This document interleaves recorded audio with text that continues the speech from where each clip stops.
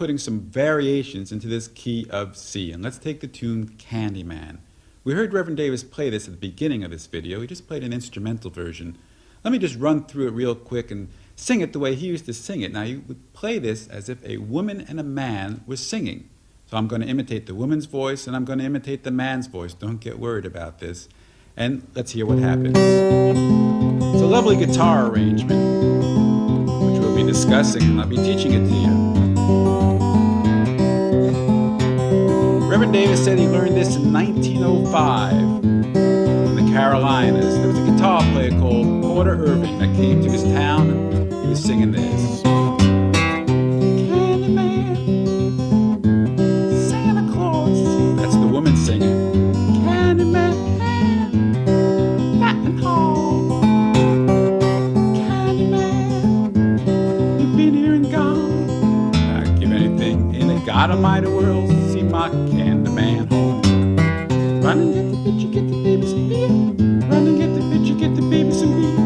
Run and get the picture, get the baby some beer. Run and get the picture, get the baby some beer. Run and get the picture, get the baby some beer. Run and get the picture, get the baby some beer. Give anything in the God Almighty world. See my Candyman home. All right, let's pick it on that guitar.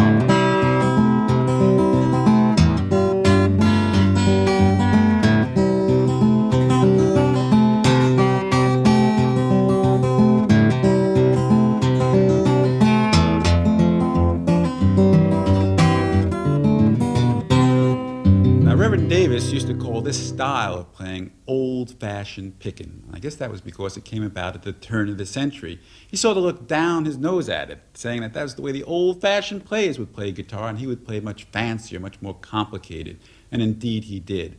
But this way of playing guitar really has a lot of charm, and I'm fascinated by it, as I hope you are. Well, let's take a look at Candyman. There's a couple of lovely tricks to this.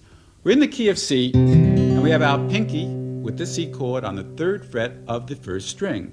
But our middle finger is going to be traveling down to the 2nd fret of the 3rd string. We'll have this phrase. It travels down, then it goes back home, and it's very important for me that that middle finger goes back to the 2nd fret of the 4th string to get back into its C chord.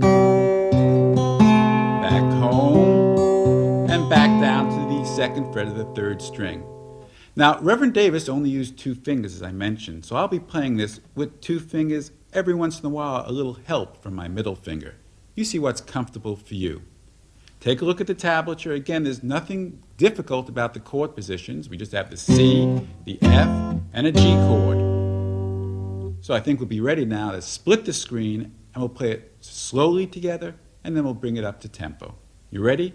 Let's split that screen. We start off with a C chord with our pinky, and then we take that pinky off. A G7th chord now. A C chord. Put that pinky down. C chord without the pinky. Roll into your F. Watch how I'm playing my C chord there.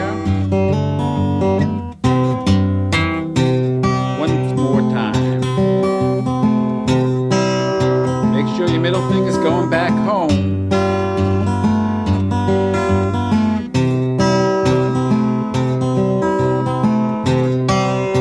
Now you can play around with this arrangement. Let's see what I can do.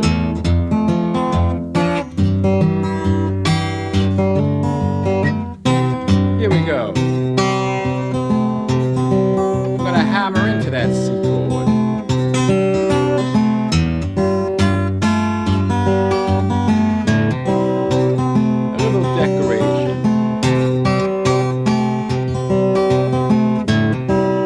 Variation for that end tag.